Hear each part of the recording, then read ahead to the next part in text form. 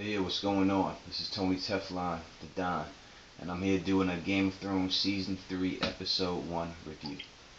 First, let me tell you that I've read the books, I've read the sample chapters, all the Winds of Winter, and I've read all the Egg and Dunkin' Egg, I've read all that, so I know all that stuff, and this is going to be, if I do spoil, I'll do spoilers at the end, I'll let you know, but in the beginning, I'll just do straight for people who have not read the book, because I think some people got confused about it. Now, my opinions, I'm a big fan. I love Game of Thrones, alright, 100%. So, my opinion on this episode, the opening episode of Season 3, is that not as good as the other ones, but you're not going to get as good as the first one. That's impossible. The second one from the second season, Episode 1, they touched on a lot of things, set up a lot of different things. This one didn't really do it. The time was kind of confusing. You know, you can't have, it looks like Sam, obviously, it looked like Sam was taking right off from where he left off on the wall, but obviously he wasn't, because they had killing these guys no problem. There weren't that many of them around.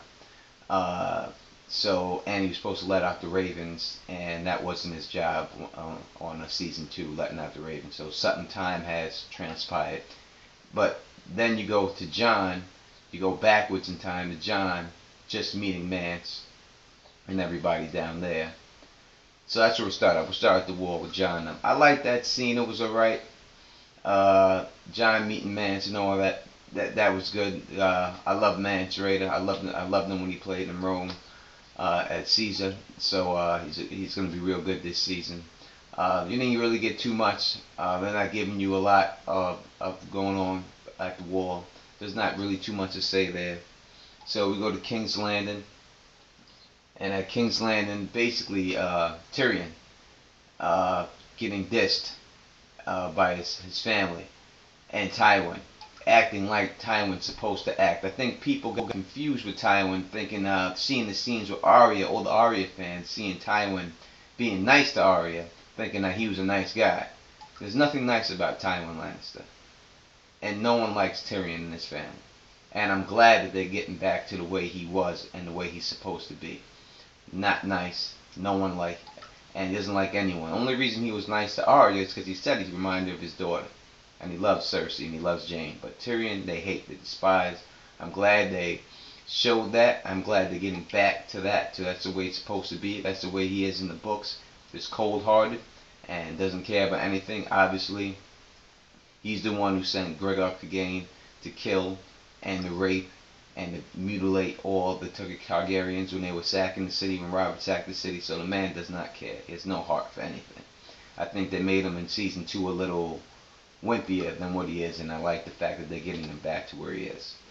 They didn't really show Varys or anything. The Littlefinger scene with Sansa, that was curious. I get that's a little, I see where they're going with it. It's alright. It's not going to affect too much there. Let's go to Robb and Cat. Robb and Cat, I couldn't tell by the previews where they were at, that they were at Harrenhal with all of that. But I guess basically the thing to take away from there is people looking at him, the phrase, troops are looking at Robb. It looks like he's being tested all the time, whether he's loyal to them or loyal to his mother. You see Bolton and Karstarks talking. That's significant, them talking. Roose Bolton, them. So you see them talking, and looks like he's losing some of his people. It's back for his decision to marry that outside lady. So that's what it looks like there. Stannis, that's my dude. Stannis is the dude, the rightful king of Westeros. I'm the hand of the king for Stannis. So Stannis, perfect. I like the scene with Davos, the way the whole shipwreck thing. It was good. I thought they could have did it a little bit longer, a little quicker. I mean, a little bit, dragged it out a little bit more. But it was good. It was decisive. It was Stannis. It looks like he lost some weight. I like Melisandre. I love Melisandre. She's hot, number one, and she plays the part right. It was done textbook. I like that scene, so that was really good. I was not disappointed. Daenerys. her meeting Barristan the Bold is basically the major thing that happened to her in that line story plot, and that's good. It's good that she's gonna have somebody else if she accepts him as a father figure, not someone who just wants to sleep with her and try to help her get ahead and stuff like that.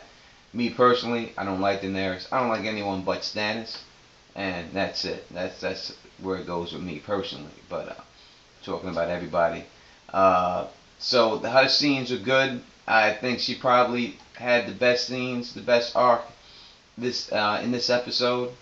It was built around her. So we'll see where it goes.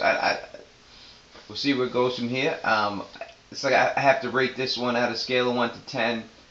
And I'm a huge fan, huge fan. So it's hard for me to give it a bad rating. I don't think it was a bad episode, but it wasn't what people or what I mean, you would think there'd be like a big battle or something like that, or something dramatic that's going to happen, but really, from this part in the books, there isn't, and it is what it is in the books, and this is the way it sets up. But it starts slow, but the build-up is the biggest it gets probably in all the books. So that's my review. Now I'm going to talk about some spoiler stuff, so if you haven't read the books or anything, go away.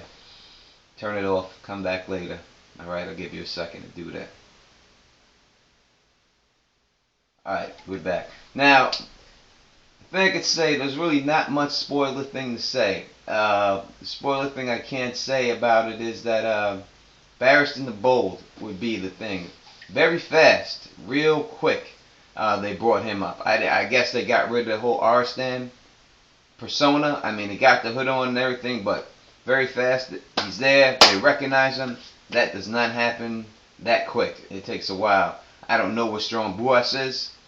I guess they're going to have to figure out another way to bring him in somehow. I don't know how they're going to do that. He was supposed to be with him. So that'll be interesting. That's the biggest change I'm seeing right now. I know there's a lot of changes this season. I don't know if the thing I'm worried about is the Shay, that they're going to give her too much, or Raz too much.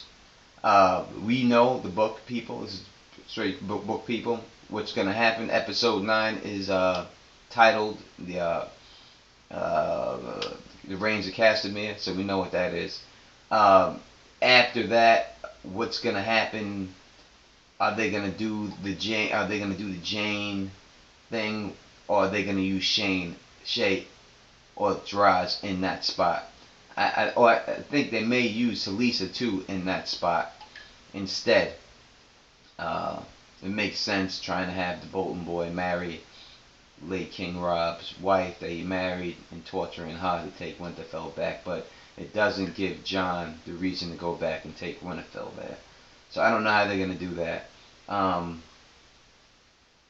That's basically the biggest thing. I mean, Stannis doesn't have a lot to do in this book right off the bat and stuff like that, so it's going to be, see how they use that and everything else. So that's basically what I could say about the book. From the spoiler section, they brought that's very fast. That they got rid of the Ariston character, it seems like, and they made them meet really fast. First episode, I did not expect that. I would expect maybe third, fourth, fifth, maybe even before they even see him. And how they're gonna bring in Strong Buas, I don't know. All right, Tony Teflon the Don. This has been my first review. I know I missed a couple of things, but we're gonna tighten it up next time. All right, peace.